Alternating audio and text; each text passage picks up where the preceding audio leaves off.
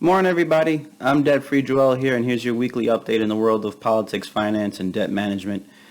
Before we start, make sure to like and subscribe to the channel. I do appreciate everybody who's been riding out with me, and keep the comments coming. So first, we have a new president. Yay! President Biden has issued a ton of executive orders over the last couple of days. I think it's more than any other recent president within my lifetime. To put into perspective, I think, Clinton did, 4 maybe? And I think Obama did 1. So he's been, President Biden has been doing a lot of work. And he also issued a challenge of, 100 million vaccine shots within 100 days. Ironically, if we're being fair, this is pretty similar to what President Trump wanted. President Trump wanted 1 million vaccine shots a day. So the math roughly works out the same, but whatever. And in fact, it's pretty interesting. If you turn on CNN right now, actually on the right-hand side of it, they have the amount of vaccine shots that have been distributed in the United States.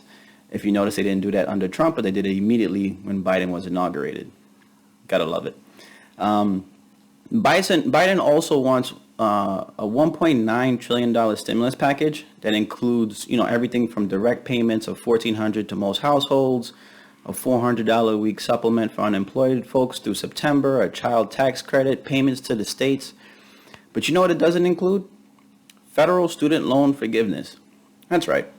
All this talk about him wanting to pay down student loans or forgive student loans, if you notice, the actual package doesn't include that.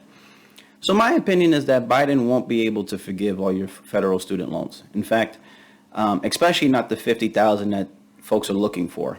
I think he'll be able to sneak through $10K, about, $10,000.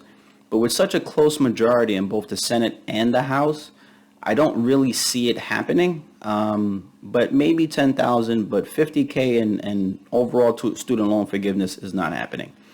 The federal student loans have been postponed through September, though.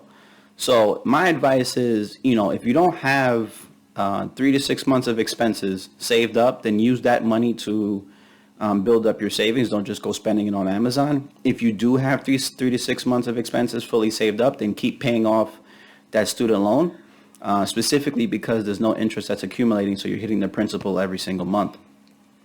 The other big item, ironically, is the Trump impeachment again, which is scheduled for February 8th.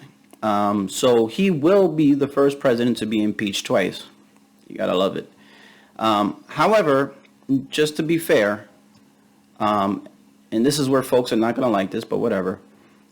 It's highly unlikely that he's going to be convicted, which means he's going to be impeached twice and he's going to be exonerated twice. You need a supermajority to actually convict him, which means you need 17 Republicans in the Senate to do that. And that's not going to happen, right? If I'm a betting man, I'll likely take a bet with anybody. But if I'm a betting man, he's not going to be convicted.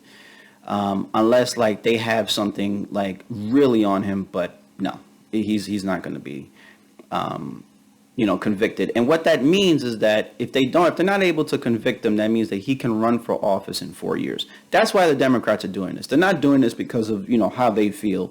They're doing this because they want to prevent him from running again because, they're rightfully scared of him running. And if you think Trump is going away, he's not. News networks, and I want you guys to hear me on this. News networks know that a Biden administration is actually going to be less eventful and, quite frankly, boring than a Trump one. If you look at the ratings for most of the news networks, especially CNN, especially MSNBC, what you'll notice is that their ratings skyrocketed during Trump. And the reason why is because a lot of people who hated Trump turned into those news channels. Well, if that's the case, what do you think's going to happen when he leaves? Those ratings are going to drop. So expect books, network specials, documentaries, all these different things are centered around Trump. Whether you like it or not, his name is not going away. So no matter what happens with the stimulus package, no matter what happens with student loans, no matter what happens with rent forgiveness, no matter what happens with Trump's impeachment, keep paying down your debt, keep living below your means, keep getting those expenses down. Like I said, I don't really expect them to forgive student loans, but always remember that a part of all that you earn is yours to keep. I'm debt-free Joel, and I'll see you next time.